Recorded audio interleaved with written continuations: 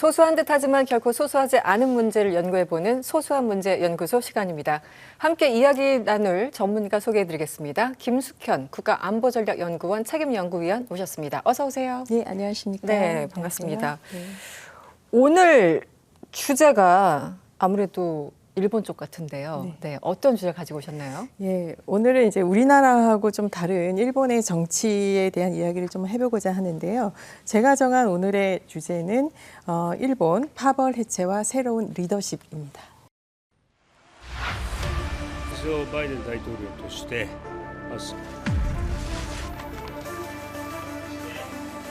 それが狙い日本の産業の柱を一本足打法から現役側が認める範囲内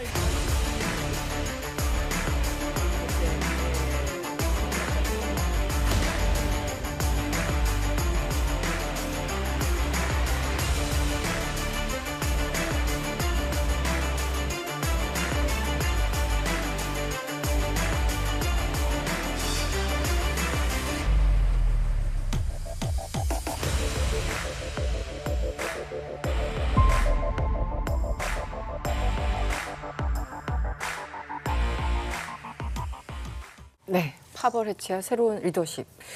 파벌 해체가 가능한 건가요? 파벌 해체는 사실상 한 70%는 이루어졌다고 지금 보셔야 되고요. 가장 큰 파벌이었던 이제 아베파가 정치자금 문제로 인해서 사실상 해체 수순을 밟았고요. 그 다음에 이제 기시다 총리가 갖고 있었던 기시다파도 사실은 이제 해체 선언을 했습니다. 지금 남아있는 이제 파벌은 가장 대표적인 게 이제 아소파. 지금 아소 부총재가 이제 주도하고 있는 아소파는 지금 현재 명맥을 유지하고 있고요. 네. 그 다음에 이제 모태기 간사장이 또 주도하고 있는 모태기파. 이 두 파벌은 파벌을 해체하지 않겠다라고 얘기한 바 있습니다. 네, 파벌 관련해서는 조금 뒤에 조금 더 자세하게 여쭤보도록 하겠습니다. 일본의 기시다 총리가 퇴임 한 달을 앞두고 한국을 방문해서 며칠 동안 우리 언론에서도 이름이 많이 오르내렸는데요. 총선은 내년이라고 하는데요. 총리를 그만둔다는 거잖아요. 좀 일본 정치 체제가 헷갈릴 때가 많습니다. 설명을 좀 해주시죠. 예, 일본은 이제 저희하고는 조금 다른, 한국 같은 경우는 대통령 중심제를 선택을 하고 있죠. 그래서 대통령을 뽑으면은 임기가 이제 대통령은 5년 단임 이렇게 되는데, 일본 같은 경우는 이제 의원 내각제를 채택을 하고 있습니다. 이제 의원 내각제에 당연히 그 총리가 되는 것은 다수당 1당의 이제 총재가 총리가 되는데, 기본적으로 이제 이 총재, 자민당 총재의 임기는 3년이고요. 3년. 예, 그 다음에 이제 2017년에 아베 전 총리가 지금까지 이제 재임까지는 가능했는데 2017년에 3연임을 하는 것을 이제 가능하게 함으로 해서 지금까지는 이제 3년에 3년이, 그러니까 최장 9년까지 할 수 있는 그런 거고요. 그러니까 이제 자민당 이번에 있는 거는 자민당 총재 선거로 2021년 9월 말에 자민당 총재 선거가 있었고, 지금 이제 임기 만료에 따른 총재 선거라 이렇게 보시면 됩니다. 교수님, 제가 궁금한 거 있는데요. 네. 일본에서는 왜 이렇게 자꾸 내각 총리가 변하나요?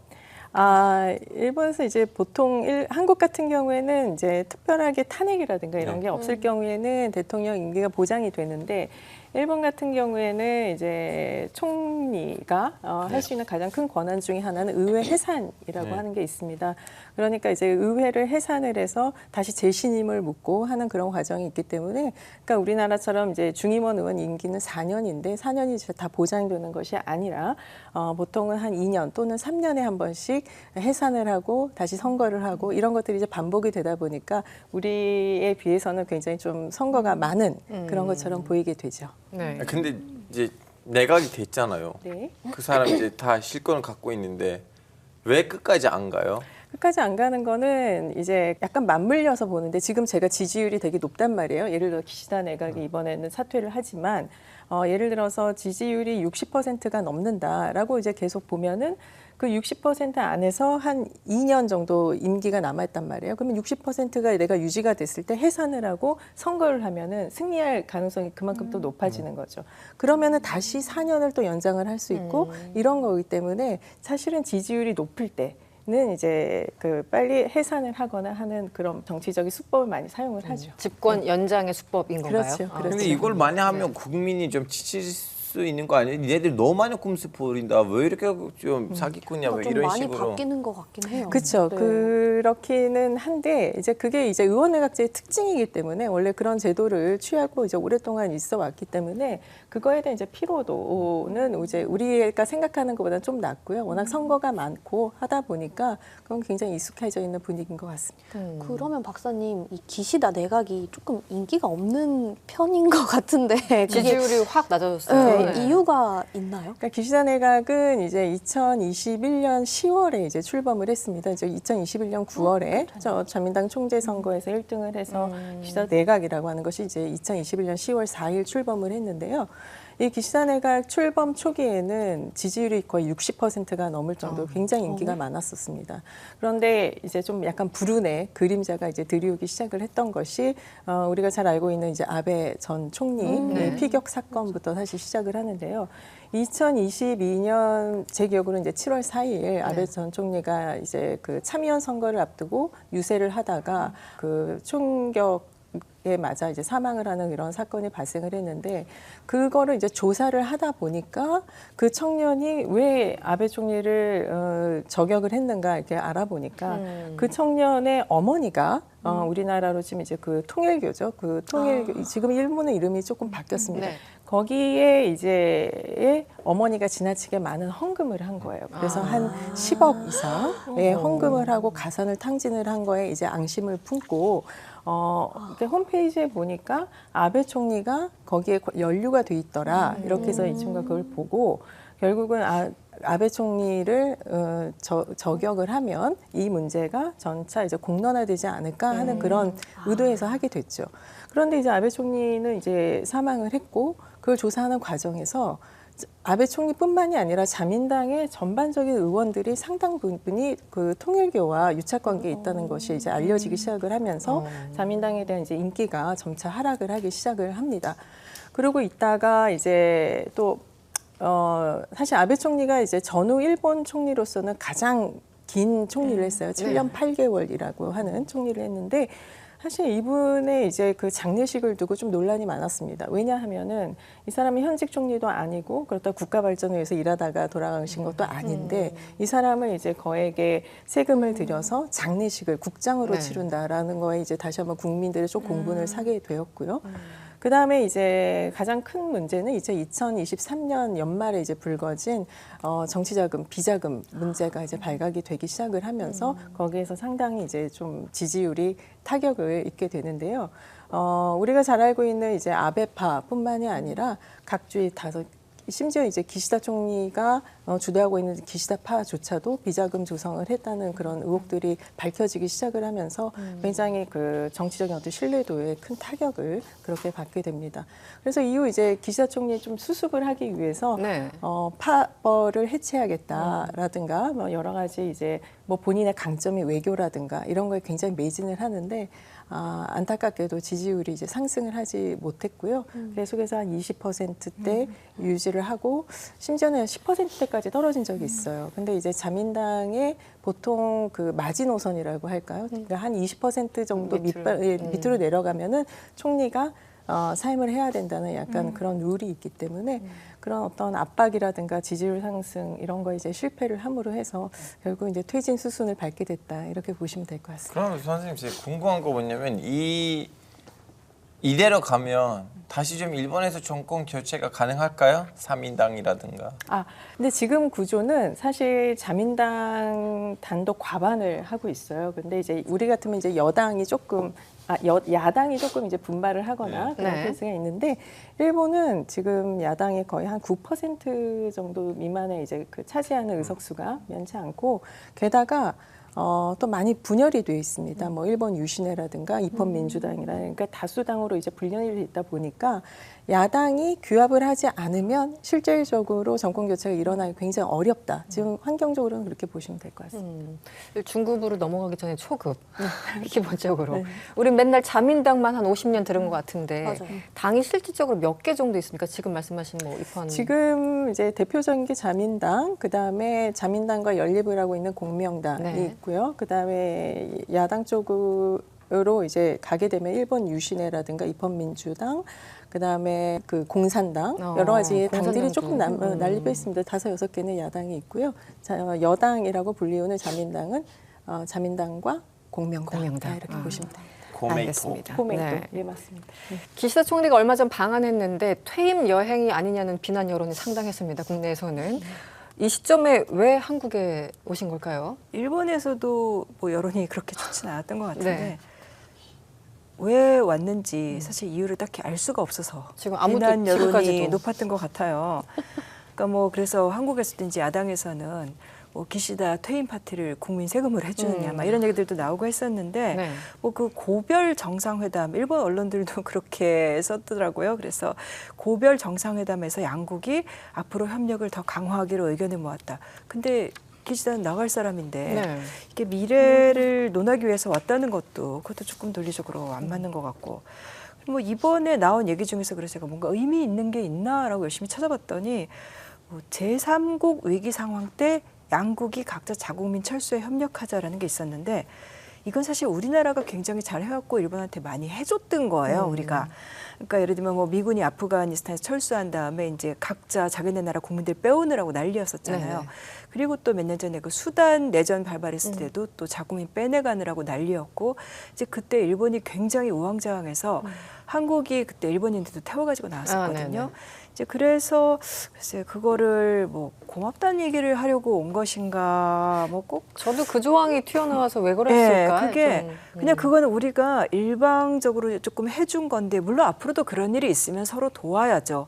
근데 그 얘기를 하러 왔다는 건 조금 이상한 것 같기도 하고 또 뭐 양쪽 퍼스트레이디들이 K-팝 연습생 뭐 찾아가서 연습생들 만났다 뭐 이런 얘기도 나오고 근데 이제 정작 한국인들이 제일 관심 갖고 있는 이제 과거사 문제라든가 이런 거에 대해서는 딱히 기시다 총리가 뭐 새로운 이야기를 뭐 특히 나가는 사람인데 뭐 한 것도 없는 것 같고 이제 기시다 입장에서는 굳이 따지자면은 그 한국과의 관계를 일본 입장에서 봤을 때 푼 거 이제 한국이 이제 일본에 굉장히 친화적인 방향으로 돌아가게 만든 게 네. 일종의 최대 성과일 수 있을 것 같아요. 그래서 일본 언론들도 뭐 그런 것에다가 무슨 레거시 이런 표현도 붙이고 하는데 사실 이제 기시다가 강조하고 싶었던 게 그 업적이었던 것 같고 그래서 뭐 윤석열 대통령의 환대에 굉장히 이제 감사를 했더라고요.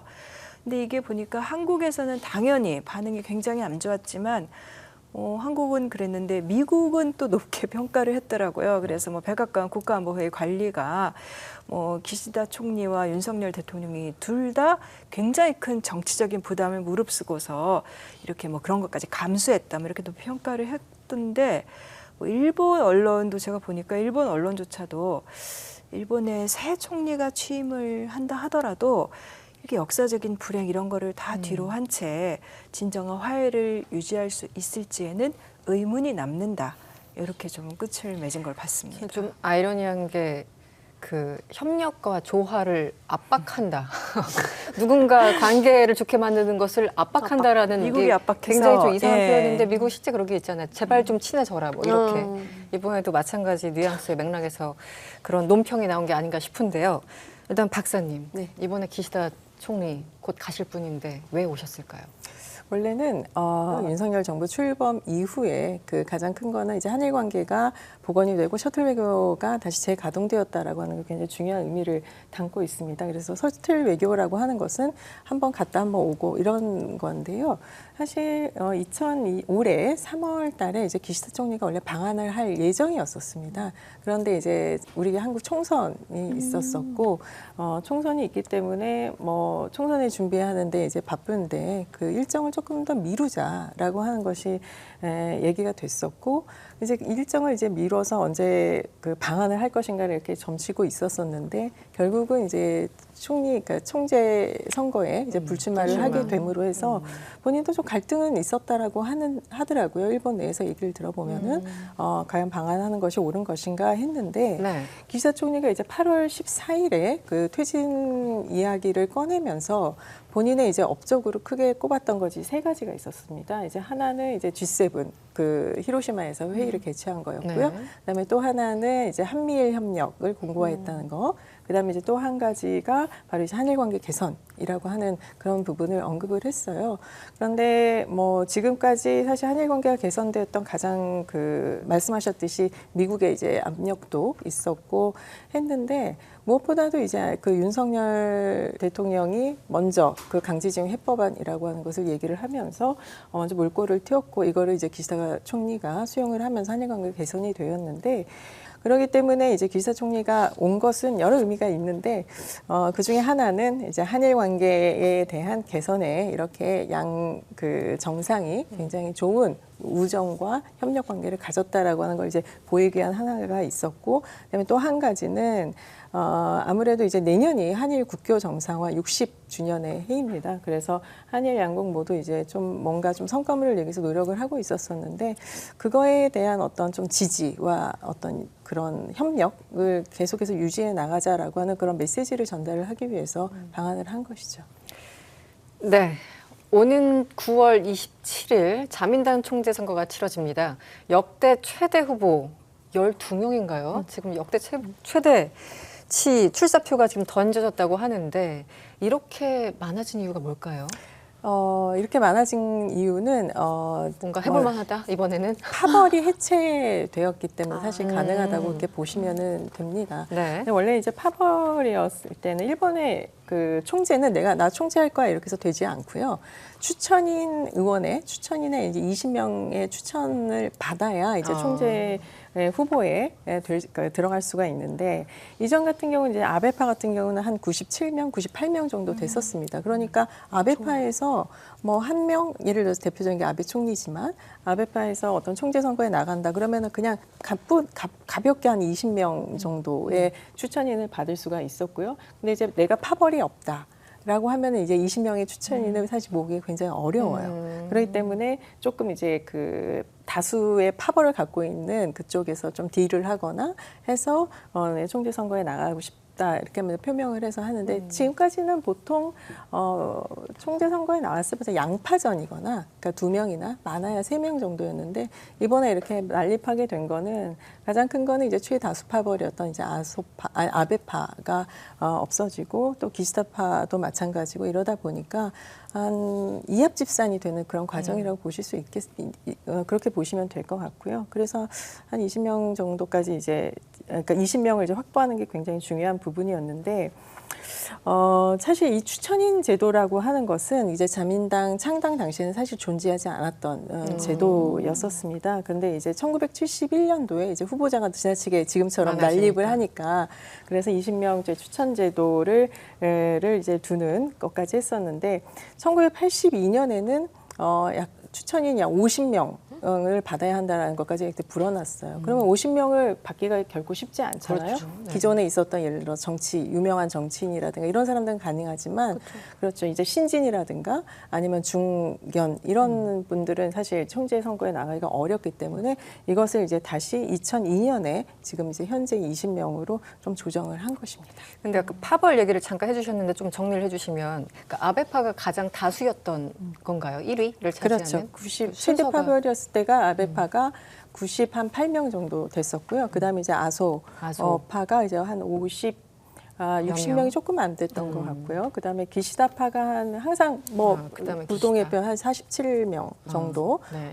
되는 그런 거였고요. 그다음에 모테기파도 비슷합니다. 한 43명 정도 이렇게 되고요.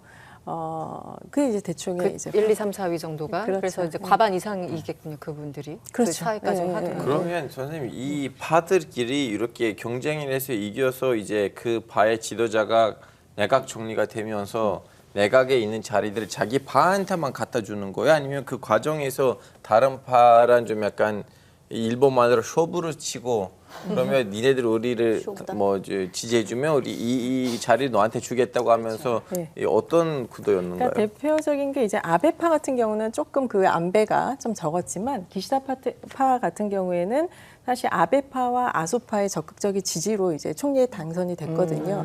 그러면 이제 총리가 되면은 자기의 내각을 이제 구성을 하게 되는데 네. 그럼 나를 이제 지지해 주었던 이제 그 파벌에 이제 자리를. 약간의 지분이라고 할까 자리를 나눠주게 되는 거죠. 그러니까 뭐 제일 중요한 사실 내각에서 제일 중요한 인물은 관방장관인데 관방장관은 이제 거의 자기하고 거의 뭐 파트너십을 잘 유지를 해야 되는 거거든요. 네. 근데 관방장관 같은 경우는 예를 들어 기시다 총리가 제일 자기가 믿을 만한 사람을 하지만 외무장관이라든가 아니면 경제 산업성이라든가 이런 데는 각각의 이제 파벌에서 추천을 안배를. 받은 그렇죠. 그걸 하죠. 그렇군요. 근데 사실 지금 한국에서는 고이즈미 신지로가 제일 좀 많이 들리는 것 같은데 이분을 또 펀쿨색좌 요즘 다 헤드라인이 다 그거예요. 네, 펑쿨색자라고 부르기도 하는데 이런 별칭 같은 게 별명 같은 게 일본에도 혹시 있는지 아니면은 그 정도로 어느 정도의 인기인 건지 궁금합니다.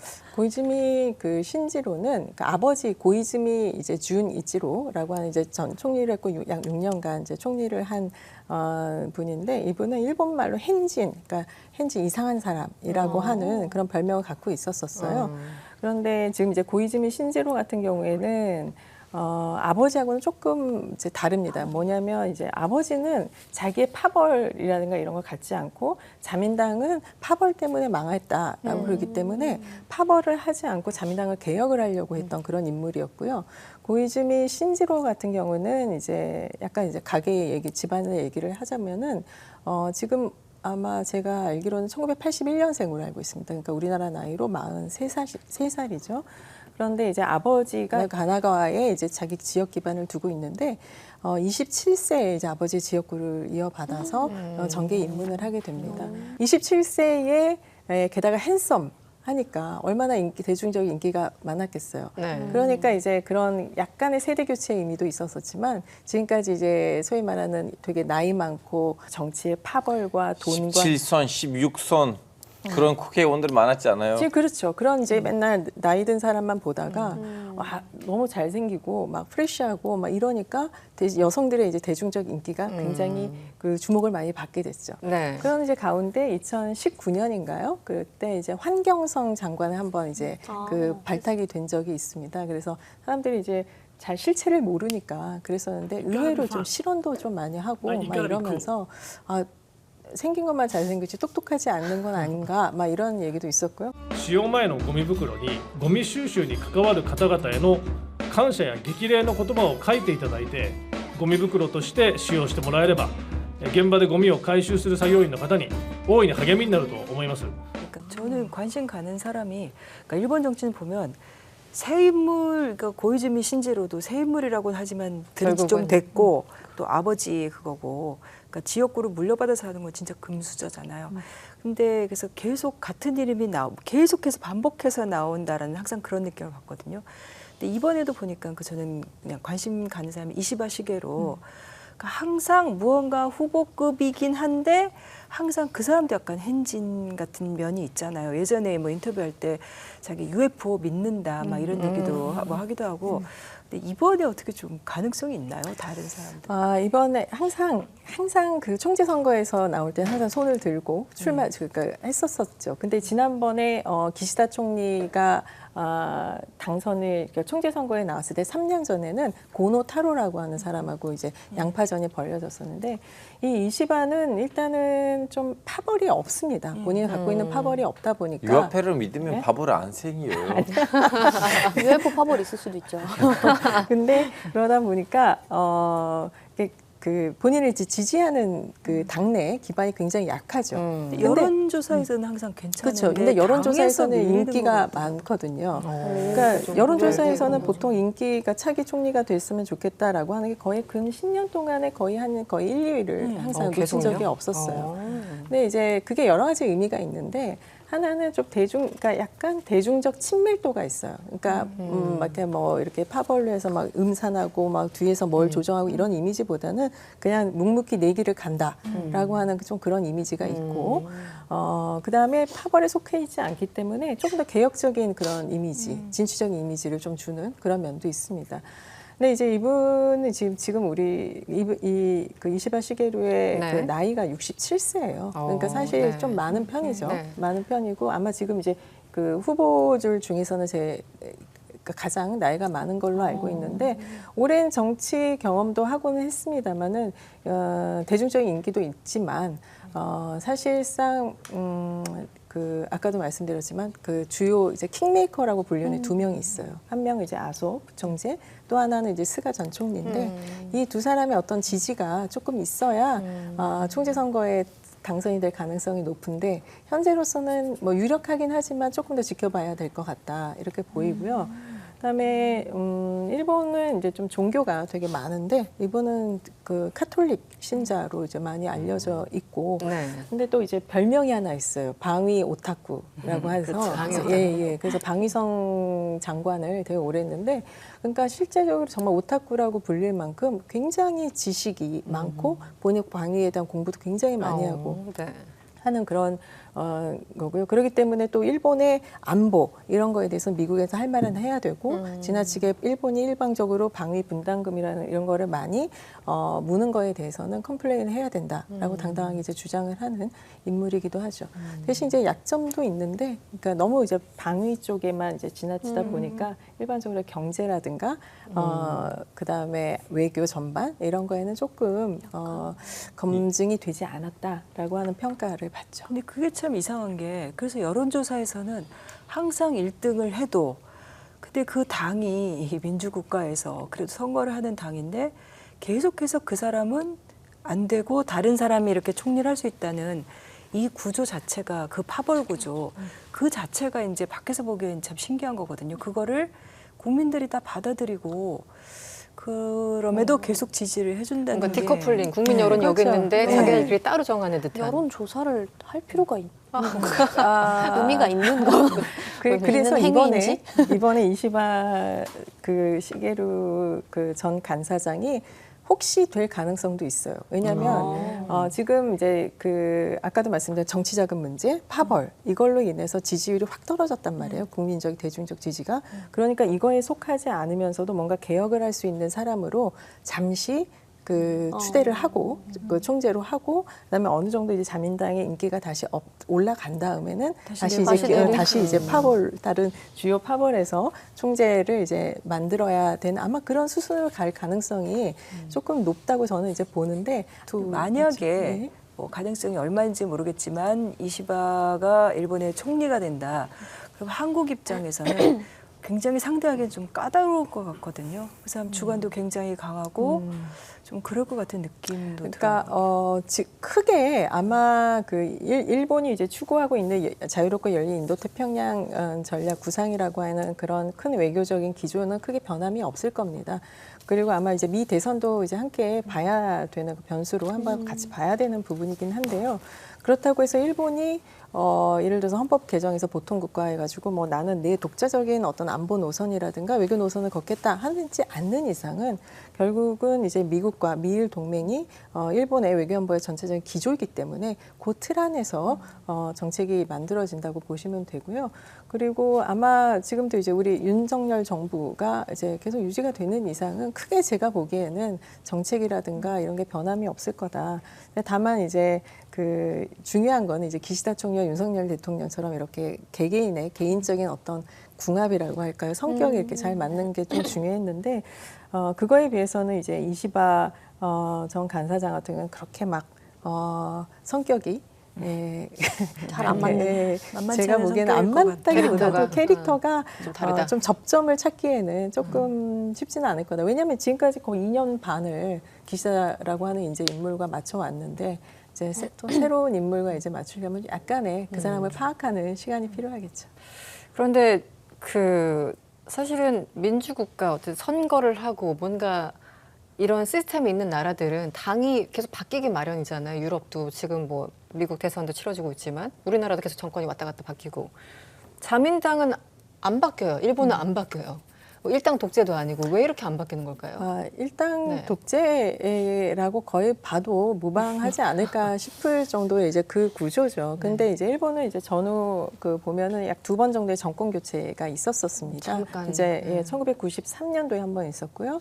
그 다음에 이제 최근에는 한 2009년도에 이 2번의 이제 정권 교체가 있었었는데, 워낙 이제 자민당이 이제 오래 했고 또 그 시기가 일본의 이제 버블 경제 성장 이 시기가 굉장히 맞물려 있었어요. 그러니까 자민당에 대해서 크게 불만은 없었었거든요. 그러니까 왜냐하면은 70년대, 80년대 이루어서 고도 성장을 이루었고, 뭐 자민당에서 굳이 바꿔볼 그럴 마음은 없었었는데, 이제 93년도에 지금과 같이 이제 정치자금 파벌 이 문제가 발생을 하게 됩니다. 그래서 그때 당시 자민당에 있었던 이제 오자와 이치로라고 하는 사람과 그 개혁의 의지가 있었던 사람들이 나와서 당을 만들죠. 그래서 그 당이 합쳐서 연립내각을 해서 이제 호소카와 연립내각이 됐고 선거에 이겨서 정권 교체가 이루어졌는데 이게 일본의 한계인 것 같아요. 그게 뭐냐면 하나의 구심력이 있으면 이게 다 응집이 되는데 그게 없으면은 잘 이렇게 흔들어지게 네, 되거든요. 네. 그래서 1993년도 그렇게 한 8개월 정도밖에는 유지하지 못했었고요. 정권 교체가. 그다음에 2009년에 이제 겨우 이제 그 정권 교체 대만 네, 정권 교체를 이루었는데 또 참 야당이 운이 없습니다. 오래 못 갔어요. 2011년도에 뭐 대일본 지진. 대동일본 대지진이 이제 일어나게 되고 그걸 이제 수습하는 과정에서 엄청 이제 그 미숙한 점들이 이제 많이 보이게 되죠. 그러다 보니까 이제 한 3년 만에 다시 이제 정권이 아베 전 총리하고 선거에서 해서 저쪽으로 이제 자민당으로 다시 넘어가는 그런 상황인데 왜 그 정권도 그러니까 해본 사람이 그 맛을 안다고 보면은 민주당 같은 경우도 이제 뭐 제가 일본에서 이제 국회의원 보좌관 했을 때 민주당 의원 그 대표였었던 분의 보좌관도 했었지만 보면은 그런 게 있는 것 같아요. 그러니까 민주당은 정책이면 정책, 뭐면은 딱 이렇게 대안이 있고 좀 이렇게 진취적인 모습을 보여야 되는데 그게 잘 되지 않는 부분이 있어요. 개개인은 다 똑똑하고 훌륭한 사람들인데 그게 잘 안 되고 그다음에 정권 교체를 해도 안 해도 나는 내 지역구에서 내 선거관리 잘해서 똑같이 국회의원 하면 돼라고 하는 이런 생각이 훨씬 더 강한 것 같습니다. 그러니까 정권 교체를 너무 안 하다 보니까 그냥 주인의식 같은 게 좀 그렇죠. 많이 떨어지는 편이죠. 근데 선생님 그러면 이제 얼마 전에도 제가 한국에 와 있는 이제 일본 분하고 만나서 똑같은 질문을 했었거든요. 왜 그렇게 그러니까 이게 왜 자민당을 지지하느냐 뭐 지지하는 사람도 있고 뭐 그건 뭐 당연히 그럴 텐데 이렇게 정권 교체가 안 되는 나라가 워낙 없다 보니까 왜 그러냐 했더니 똑같은 얘기를 하는 거예요. 그러니까 뭐 예전에 한번 바꿔봤는데 너무 못하더라. 그래서 그게 완전히 머릿속에 일본인들 머릿속에 각인이 돼가지고 아이 바꾸면 더 못한다. 그래서 안 바꾼다라고 하는데 진짜 궁금한 게 그래서 사람들이 정말로 그렇게 정권 교체를 안 바라는 건지 그 상황도 일단 이해가 안 가고 그다음에 바라고는 있는데 대안이 없어서 못하는 건지 그 정권 교체를 해야 된다라고 하는 그 여론조사가 7월 달에 거의 70%가 넘었었어요. 사실 그게 되게 그 자민당의 위기라고 이렇게 생각을 했고 기시다 총리도 자기가 퇴진을 함으로 해서 이 분위기를 좀 바꿔야겠다 생각을 했는데 현재 이제 야당 중에 일본 유신회라고 하는 당이 의외로 지지율이 높습니다. 한 21% 정도 가까이 이제 되고 그런데 그 일본 유신회라고 하는 그게 조금 특이한 당이에요. 그러니까 기존에 이제 좀 리베럴한 그런 민주당이라든가 입헌민주당 이런 거와 달리 여기는 헌법 개정도 해야 되고 좀 강경한 편이에요. 그런데 여기 기존에 있었던 야당이 이 그러니까 일본 유신회라고 하는 거하고 이제 합당을 하거나 연립을 하려고 하면은 이 생각이 약간 비슷해야 되는데 이제 그런 게 잘 맞지가 않는 거죠. 그러니까 늘 이번 선거구에서는 우리가 이겨야 되니까 여러 가지 난립시키지 말고 우리 연합해서 한 후보로만 해가지고 표 밀어주십시다 해도 그게 안 되는 거죠. 단일화가 안 돼서 그렇죠. 후보 난립되다 보니까 결국은 또 자민당으로 다시 가는 일본 그런 유신회는 구조죠. 약간 돌발적이고 극우 성향 아닌가요? 일본 유신회요? 그렇죠. 근데 유신회가 이제 그런데 왜 인기가 있냐면 일본 전범이 극우의 성향이어서 그런 게 아니라 그러니까 대중적인 그 지지도를 하는 이제 그 세력의 일부가 있습니다. 그 일본이니까 고정층 세력이 있는데 그 사람들이 굉장히 이제 입김을 많이 해서 좀 이렇게 인기가 있는 것처럼 많이 이제 보이는 편이고 또 하나는 되게 진취적인 이야기들을 굉장히 많이 하죠. 그러니까 현실 실현 가능성은 없을 수 있지만 예를 들어서 뭐 임금 인상이라든가 이런 피부에 젊은 사람들이 피부에 와닿는 얘기, 그 다음에 뭐 완전히 100% 무상 교육 이런 거를 주장을 해요. 그러면은 대중적 인기가 있죠. 그러니까 한 30, 40대한테는 인기가 많은데 걔는 이제 그 50대, 60대는 그렇게 인기가 없습니다. 지금 이제 보통 선거 기간에 우리 항상 물어보잖아요. 가장 큰 관심사가 무엇이라고 생각하느냐, 지금 정권의 어떤 실정이 무엇이라고 생각하느냐. 결국 이제 대부분 다 경제긴 한데 일본은 경제 외에 다른 어떤 이슈가 있습니까 지금? 일본도 우리도 뭐 이제 대통령 선거할 때 외교는 이렇게 하겠다. 우리는 이제 통일 방안에 대해서는 네네. 약간은 조금 있기는 한데 일본은 기본적으로 전후 뭐 미일 동맹이라고 하는 큰 틀 안에서 움직였기 때문에 외교라든가 이런 이슈가 정책 공약으로 해서 인기에 뭐 이걸 가늠을 하는 그런 변수로는 작용하지 않습니다. 대표적인 것으로 이제 치자면 역시 경제고요. 경제. 그다음에 네. 지금 얘기하고 있는 이제 저출산 고령화 문제, 그다음에 기후 변화, 그다음에 이제 원전 이런 것들에 대한 이제 공약을 어떻게 하는지에 대해서 좀 관심이 많고요. 무엇보다도 이제 가장 큰 관심은 경제입니다. 역시 이제 지금 일본이 계속해서 잃어버진 30년이라고 해서 계속 저성장 네네. 세대로 계속 유지를 해왔었었는데 이제 코로나 아베노믹스라고 하죠. 그러니까 돈을 이제 양적 완화를 굉장히 많이 돈을 많이 풀었고 물가를 이제 상승시키기 위해서 이제 했는데 또 코로나 때 돈을 또 한번 풀었고 지금 이제 엔저고 하다 보니까 물가가 굉장히 올라가게 돼요. 고물가가 되고 지금 엔저가 되니까 뭐 상황이 그렇게 일본 국민들한테는 좋지 않죠. 근데 이렇게 하기 위해서는 또 뭐냐 임금이 이제 좀 뒷받침이 올라가야 그렇죠. 네. 소비도 하고 이렇게 경제가 살아나는데 이제 물가는 비싼데 임금은 그대로니까 더 국민들이 이 꽁꽁 이제 소비를 안 하게 네. 되는 이제 그런 게 굉장히 많아지고 그렇기 때문에 일본 일반적인 사람들이 가장 관심 있는 거는 고물가 대책, 경기, 그다음에 고용. 이라든가 그다음 임금 인상, 사회보장, 뭐 국민연금, 그러니까 문제. 연금 이런 네. 문제에 가장 큰 관심이 또 있어요. 그것도 연금 특히 세대 간에 여러 가지 또 문제가 있어 갈등 보입니다. 거기 이제 일본도 이제 저출산 고령하다 보니까 우리가 지금 당면하고 있는 문제 있잖아요. 우리도 지금 공무원 정년을 연장해야 된다 네네. 이런 얘기가 나오듯이 일본은 이미 그 정년 연장 수순을 이미 밟았고요. 네. 그 오키나와에 있는 후텐마 그 군사 기지에 대한 거는 그 큰 국민의 이슈가 관심이 큰 이슈나 관심은 지금 없습니다. 왜냐하면 이제 어차피 지금이 이제 이거는 자민당 총재 선거이기 때문에 그 후텐마 기지에 대한 어떤 공약이나 이런 게는 되지 않고요. 그다음에 민주당의 2009년도에 이제 민주당이 정권을 교체했을 때 그때 이제 하토야마 이치로 총리를 했던 사람이 이제 공약을 했던 것 중에 하나 후텐마 기지를 이전을 하고 뭐 대등한 미일 동맹을 얘기하고 막 이랬었어요. 근데 이제 오키나와에 있는 주민들은 기분이 좋았을 수는 있는데 근데 문제는 이제 미국의 이제 직격탄을 맞게 되는 거죠. 네. 그렇군요. 네, 앞서 그 일본의 정치 상황에 대해서 박사님께 설명을 좀 들었습니다. 앞으로의 어떤 행보가 궁금하다 싶은 분 혹시 있으시면 한 분씩 꼽아보실까요? 우리 구정 기자님.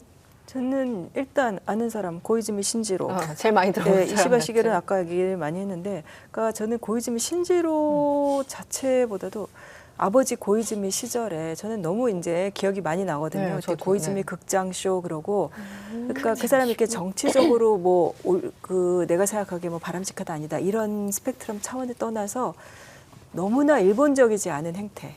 정말 눈에 띄었고 그리고 어떤 면에서는 굉장히 우파적인데 그때 또 북한 전격적으로 네, 방문해서 김정일 하고 만났죠. 네. 그 다음에는 또 어떤 면에서는 굉장히 좀 강경한 것 같다가도 또 이제 3.11 대지진 다음에는 반원전을 한다든가 근데 그런 행보들이 굉장히 좀 인상적이었는데 그 아들은 과연 어떨지 근데 그때 아버지는 본인의 카리스마로 휘어잡았는데 아들은 그만큼 아닌 것 같고 그냥 금수저 같기는 한데 아무튼 계속 관심은 가요. 그렇군요. 우리 알파 기자님은 누가 가장 관심이 누가보다는 주제.